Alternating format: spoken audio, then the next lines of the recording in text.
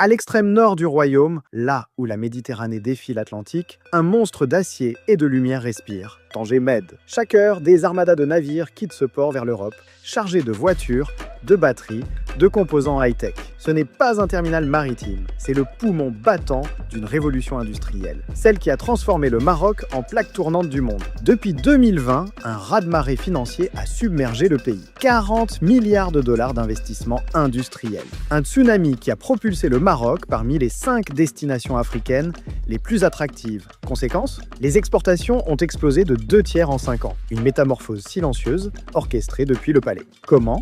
Par un pari fou, tout misé sur les infrastructures. Pendant 20 ans, entre 25% et 38% du budget national a été injecté dans les ports, les rails, les routes et surtout l'énergie. Sur l'axe Tanger-Casablanca, les automobilistes croisent des forêts d'éoliennes et des mers de panneaux solaires. Un réseau moderne qui a rendu le Maroc compétitif. Avant même d'attirer les usines, il a attiré la confiance. L'automobile est devenue la locomotive, grâce à l'accord de libre-échange avec l'Union européenne, signé en 2000, puis 60 autres pays, les géants ont débarqué. Renault d'abord, Stellantis ensuite. À Kenitra, leurs usines crachent des voitures destinées à l'Europe. Résultat, le Maroc est aujourd'hui le premier exportateur automobile vers l'Union européenne, devant la Chine, devant le Japon. Un exploit né de la géographie et de la diplomatie. Mais cette réussite dépasse l'automobile. Elle repose sur une position unique, carrefour des continents. Aux portes de l'Europe, à l'entrée du continent africain, le Maroc est devenu une passerelle stratégique. Une passerelle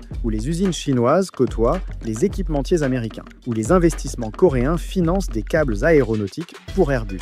Un melting pot industriel qui défie les logiques traditionnelles. L'aéronautique et le ferroviaire ont suivi. À Kenitra, Simra fabrique 5% de la valeur d'un Airbus A320. À Fès, Alstom produit des cerveaux électroniques pour trains à grande vitesse. Des filières à haute valeur ajoutée qui prouvent une chose. Le Maroc ne veut plus seulement assembler, il veut concevoir, innover. Exporter du savoir-faire, une nouvelle étape dans son ascension. Au cœur de cette mutation, Casablanca Finance City, un hub financier où les géants mondiaux, du sud-coréen POSCO au français Engie, ont établi leur quartier général africain. Symbole ultime de cette ambition, le projet de gazoduc Nigeria-Maroc. 6000 km à travers 11 pays. Une artère énergétique qui placera le royaume au centre des échanges continentaux. Une déclaration géopolitique en béton et en acier. Aujourd'hui, le Maroc n'est plus une simple économie émergente. C'est un hub industriel et commercial. Un carrefour où les capitaux chinois rencontrent la technologie européenne, où les matières premières africaines transitent vers les usines marocaines